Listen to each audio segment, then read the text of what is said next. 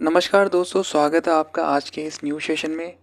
तो आज हम बात करने वाले हैं एनटीपीसी 2026 के ग्रेजुएशन के 25 मार्च 2026 का फर्स्ट शिफ्ट का पेपर।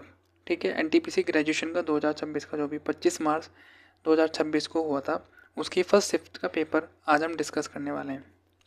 तो सबसे पहले हमारा जो जीके का जो पोर्शन है वो डिस्कस करने वाले हैं बेसिकली। तो सबसे पहला जो हमारा क्वेश्चन है ये है कि मई के अंत तक उत्तरी भारत में मानसून द्रोणी के तीव्र होने का प्राथमिक कारण क्या है। मानसून द्रोणी के तीव्र होने का प्राथमिक कारण क्या है? तो कारण क्या हो सकता है इसका? हवा के पैटर्न में बदलाव, नमी में कमी, वायुमंडलीय दबाव में वृद्धि या क्षेत्र में उच्च तापमान। उत्तरी भारत में मानसूनी द्रोणी,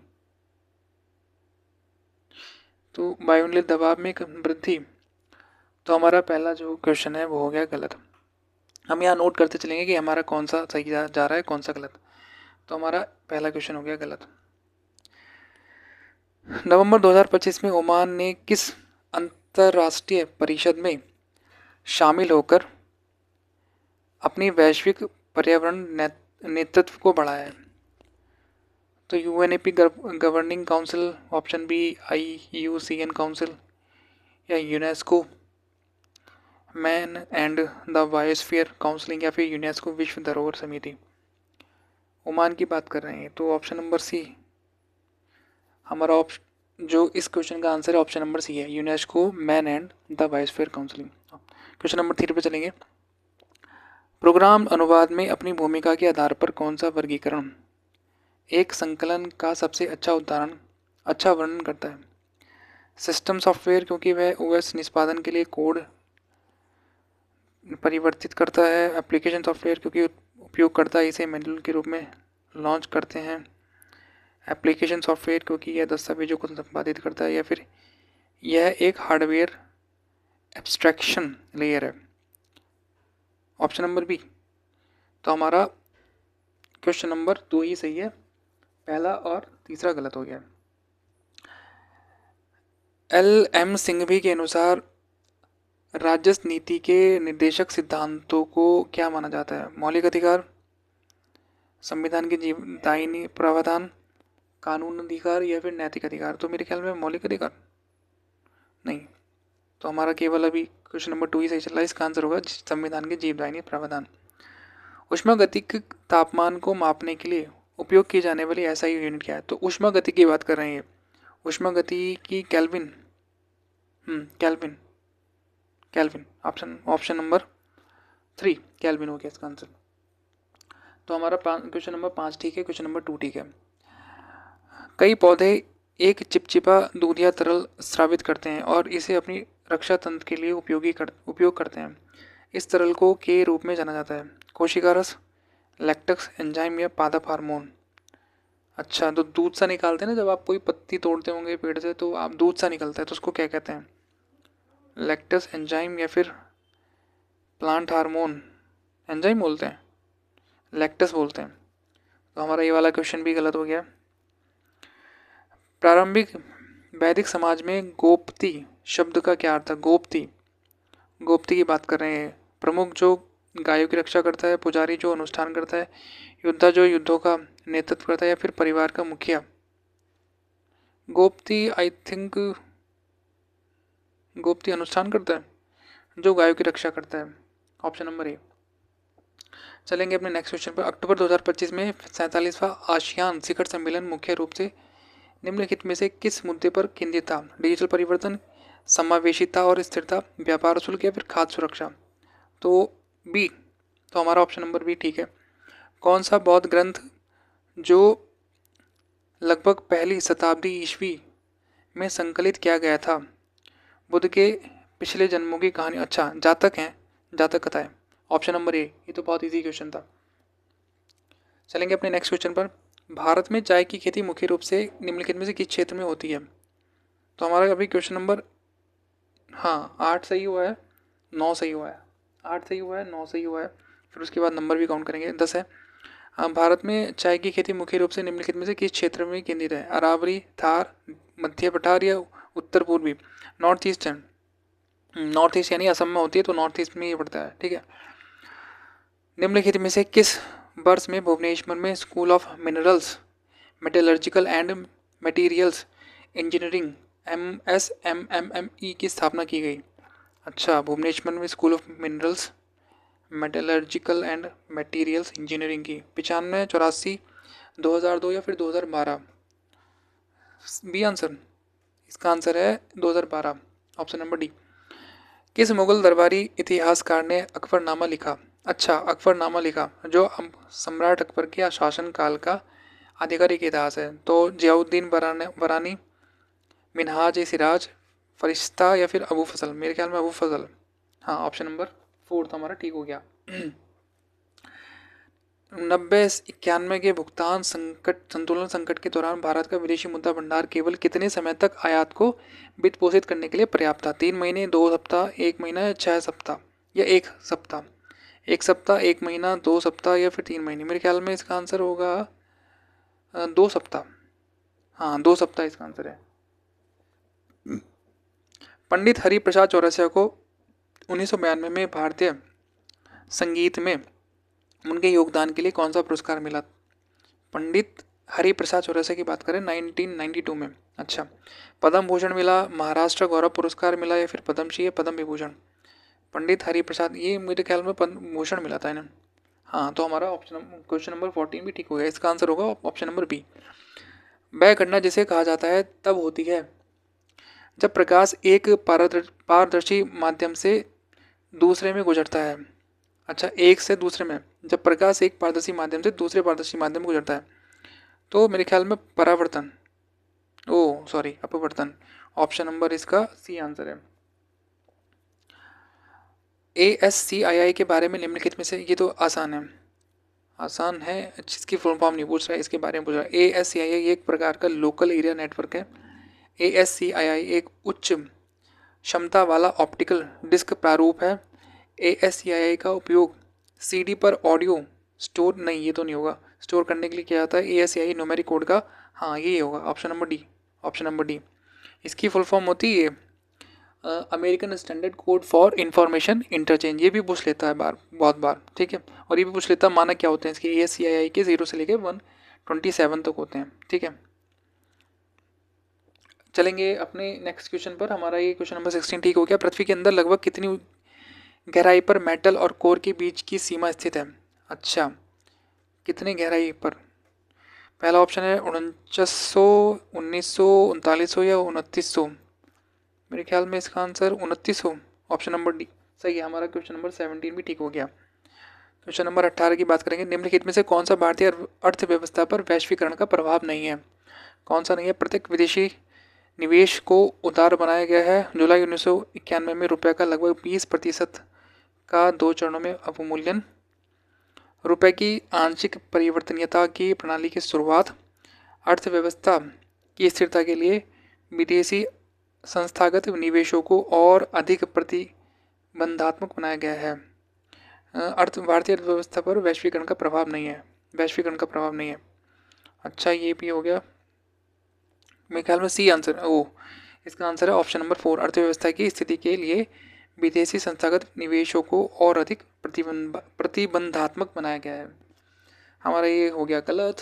क्वेश्चन नंबर 19 की बात करेंगे। क्वेश्चन नंबर 19 है, सितंबर 2020 में जारी NIRF क्रमांकन 2025 के अनुसार किस संस्था ने शीर्ष समग्र संस्थान हासिल किया है? अच्छा, NIRF की रैंकिंग की बात कर रहे हैं, है ना। इंग्लिश में देख लेते हैं एक बार। NIRF रैंकिंग 2025 की बात करेंगे, किसने टॉप किया है? तो IIT बॉम्बे, IIT मद्रास इसका आंसर हो जाएगा। IIT Madras option number. Question number 19 हमारा ठीक हो गया। बढ़ेंगे आगे। यूरोप ने पूरे समुद्र मार्ग की खोज के बाद वास्को डी गामा भारत में सबसे पहले निम्नलिखित में से किस शहर में पहुंचे? तो कालीकट पहुंचे थे। हमारा क्वेश्चन नंबर 20 भी ठीक हो गया। अभी तक हमारे क्वेश्चन 20 में से कितने सही हुए? 1 2 3 4 5 6 7 8 9 10 11 क्वेश्चन हमारे सही हुए हैं, 9 हमारे गलत हो गए।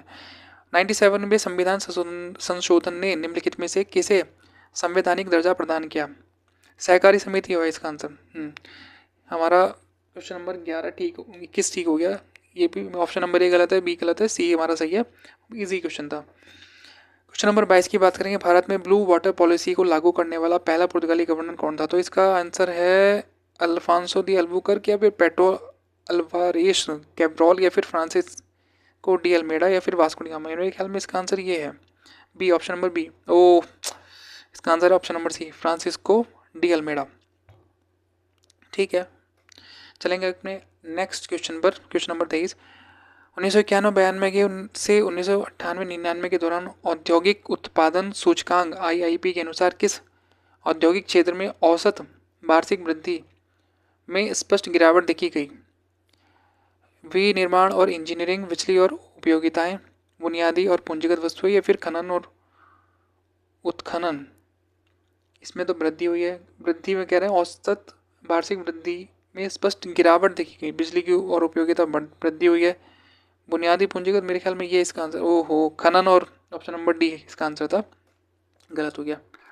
बढ़ेंगे अपने नेक्स्ट क्वेश्चन नंबर 2025 में किस राज्य सरकार ने बनेरघट्टा राष्ट्रीय उद्यान के चारों ओर एक नया पारिस्थितिक रूप से संवेदनशील क्षेत्र बनाने की घोषणा की है? बनेरघट्टा, बनेरघट्टा कर्नाटक है, कर्नाटक। तो क्वेश्चन हमारा 24 भी ठीक हो गया।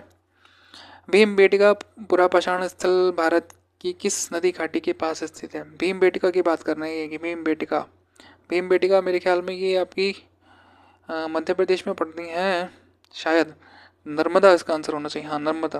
क्वेश्चन नंबर 25 भी हमारा ठीक हो गया। महात्मा गांधी ने किस पर दांडी में नमक कानून तोड़ा था? दांडी में नमक कानून तोड़ा था 1931 या 1930?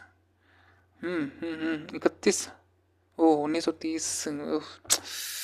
चलो वही नहीं, हमारा इसका आंसर था डी, 1930। किस वस्तु की कुल यांत्रिक ऊर्जा किन दो प्रकार की ऊर्जाओं से मिलकर बनी होती है? किसी वस्तु की कुल यांत्रिक ऊर्जा किन दो प्रकार की? तो गतिज ऊर्जा होगा और स्थितिज ऊर्जा को, ऑप्शन नंबर सी ठीक है। निम्नलिखित में से कौन सा ऑपरेशन विशेष रूप से ठीक से काम करने के लिए एप्लीकेशन सॉफ्टवेयर के बजाय सिस्टम सॉफ्टवेयर पर निर्भर करता है? एप्लीकेशन सॉफ्टवेयर के बजाय सिस्टम सॉफ्टवेयर पर निर्भर करता है। तो प्रोग्राम को मेमोरी आवंटित कराना, एक डिजिटल फोटो फाइल को संशोधित करना, एक प्रेजेंटेशन फाइल डिज़ाइन करना, सिस्टम पर एक ऑडियो वीडियो फाइल चलाना। प्रेजेंटेशन डिज़ाइन करना, डिजिटल फोटो फाइल को संशोधित करना, मेमोरी आवंटित करना या फिर ऑडियो वीडियो चलाना, मेमोरी आवंटित करना, ऑप्शन नंबर ए ठीक हो गया। दिसंबर 2025 में किस संगठन ने कोच्चि भारत में हाई सीज ट्रीटी BBNJ पर राष्ट्रीय हितधारक परामर्श की मेजबानी की? ये पता नहीं है, वैसे तुक्का ही लगा लेते हैं। भारत में high seas treaty, option number पर्यावरण और जलवायु परिवर्तन या फिर केंद्रीय समुद्री मत्स्य अनुसंधान संस्थान, क्या आंसर होगा इसका? City treaty, option number C, option number B इसका आंसर था। 29 हमारा गलत हो गया। 2025 में संयुक्त राष्ट्र महासचिव द्वारा शुरू की गई UNET पहल का प्राथमिक उद्देश्य क्या है? संघर्ष क्षेत्रों में सैन्य उपस्थिति का विस्तार करना, एक नई वैश्विक मुद्दा बनाना, वैश्विक पर्यटन को बढ़ावा देना या फिर संयुक्त राष्ट्र के भीतर दक्षता और लागत प्रभावशीलता में सुधार करना। UNET पहल का प्राथमिक उद्देश्य, ओके, संयुक्त राष्ट्र महासचिव, ऑप्शन नंबर डी हमारा ठीक है। हमारा ये तुक्का ही लगा है, मैं पता नहीं था। ठीक है चलो, ऑप्शन नंबर हमारा क्वेश्चन नंबर 30 सही हो गया। 31 की बात करेंगे, हमारा क्वेश्चन नंबर 31 है 30 जून 2024 तक भारत के संविधान की 8वीं अनुसूची में सूचीबद्ध भाषाओं की कुल संख्या कितनी है? सूचीबद्ध भाषाओं की तो मेरे ख्याल में 22 ही है। हमारा क्वेश्चन नंबर 31 भी ठीक हो गया। ब्रुंडलैंड आयोग 1987 की निम्नलिखित में से किस रिपोर्ट ने सतत विकास की अवधारणा को परिभाषित किया है? ब्रुंडलैंड आयोग की बात करें 1987, हमारा साझा भविष्य, एजेंडा 21 या फिर विकास की सीमा या फिर साइलेंट स्प्रिंग। तो तुक्का ही मारेंगे, ऑप्शन नंबर बी, गलत हो गया, हमारा साझा भविष्य इसका, ऑप्शन नंबर ए ठीक है। नरेंद्र मोदी जी द्वारा निम्नलिखित और 2025 में प्रकाशित पुस्तक आपातकाल की डायरी वे वर्ष जिन्होंने एक नेता को आकार दिया विषयगत रूप से भारतीय राजनीतिक इतिहास के निम्नलिखित में से किस अवधि से जुड़ी है? ओके, किस अवधि से जुड़ी है आपातकाल की डायरी? तो मेरे ख्याल में आपातकाल आया था 1975 के आसपास, तो ये वाली होगी ऑप्शन नंबर सी। ठीक है, तो हमारा क्वेश्चन नंबर 33 हो गया ठीक।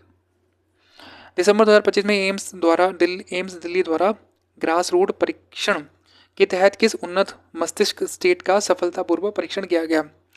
The Vinci, supernova state, Vikram 1 या फिर ओंकोमार्ग? ये ऑप्शन नंबर बी, तुक्का लगाएंगे, ऑप्शन नंबर बी हमारा ठीक बैठ गया। तो हमारा क्वेश्चन नंबर 34 ठीक हो गया। भारतीय संविधान का अनुच्छेद 243V किस प्रकार के निकाय में सदस्यता के लिए अयोग्यता पर लागू होता है? 243V अनुच्छेद सदस्यता के लिए अयोग्यता पर लागू होता है। जिला परिषद, राज्य विधानमंडल, पंचायतें, नगर पालिका? बी आंसर गलत हो गया हमारा। ऑप्शन नंबर इसका आंसर होगा ऑप्शन नंबर डी, नगर पालिका। क्वेश्चन नंबर 36 है, निम्नलिखित कथनों पर विचार करें। अनुच्छेद 13 पूर्व संवैधानिक और उत्तर संवैधानिक दोनों कानूनों की न्यायिक समीक्षा का प्रावधान करता है। ठीक बात है। ऑप्शन कथन हमारा दूसरा है, अनुच्छेद 13 घोषित करता है कि मौलिक अधिकारों के साथ असंगत या उनका अपमान करने वाले सभी कानून शून्य और अमान्य होंगे। पता नहीं है भाई इसका, हमने ये तुक्का मार दिया है और हमारा जो है ऑप्शन नंबर डी ठीक हो गया है। एक सेकेंड, ऑप्शन नंबर डी, यानी कि हमारे ये दोनों जो ऑप्शन है कथन 1 और कथन 2 दोनों हमारे ठीक हो गए हैं। ठीक है, तो ये हमारा ठीक हो गया है। एक सेकेंड, इसको मैं थोड़ा सा सही कर लेता हूँ। ऑप्शन नंबर 4 हमारा ठीक हो गया है। अब हमारा क्वेश्चन दे रखा है ये, भारतीय संविधान का कौन सा अनुच्छेद सर्वोच्च न्यायालय को अपने द्वारा सुनाए गए किसी भी फैसले या दिए गए आदेश की समीक्षा करने का अधिकार देता है? भारतीय संविधान का कौन सा अनुच्छेद सर्वोच्च न्यायालय को, सुप्रीम कोर्ट को कर रहे हैं, सुप्रीम कोर्ट की बात कर रहे हैं, अपने द्वारा सुनाए गए किसी भी फैसले या दिए गए आदेश की समीक्षा करने का, समीक्षा करने का, रिव्यू करने का? तो 37 देता है भाई, गलत हो गया। क्वेश्चन नंबर 36 हमारा ठीक था। विंडोज़ ऑपरेटिंग सिस्टम में यदि config.ini नामक एक फाइल मुख्य ड्राइव के रूट डायरेक्टरीज में स्थित है, तो इस फाइल को संदर्भित करने के लिए सही और पूर्ण एब्सोल्यूट पाथ क्या है? एब्सोल्यूट पाथ क्या है इसका? Okay, option number A, option number B, option number C या फिर ऑप्शन नंबर डी, ये है क्या? तो ये भी हमारा गलत हो गया। इसका आंसर होगा ऑप्शन नंबर बी। जीएसटी परिषद की निर्णय लेने की प्रक्रिया में केंद्र सरकार और राज्य सरकार के बीच मतदान शक्ति कैसे वितरित की जाती है? मतदान शक्ति कैसे वितरित की जाती है केंद्र सरकार और राज्य सरकार के बीच? जीएसटी परिषद की बात कर रहे हैं, ये नहीं पता, हम तुक्का मारेंगे। ऑप्शन नंबर बी, हमारा ये भी गलत हो गया, तो इसका ऑप्शन होगा ऑप्शन नंबर 4 ठीक होगा। केंद्र के पास 1/3, राज्य के पास 2/3। क्वेश्चन नंबर 40 है हमारा, लास्ट क्वेश्चन है। निम्नलिखित में से कौन सा भारत के एक छोटे औद्योगिक क्षेत्र का उदाहरण है?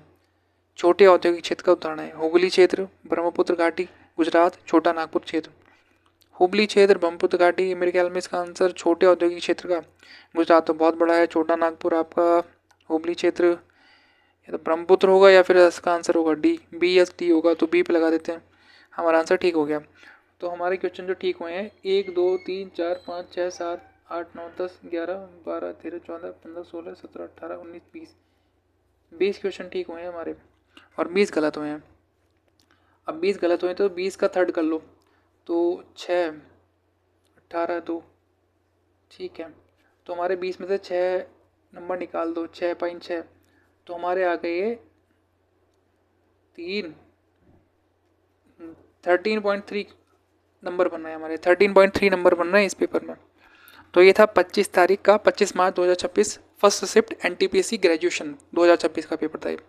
तो मिलेंगे अगले अपने नेक्स्ट जीएस के पेपर में एनटीपीसी के। धन्यवाद।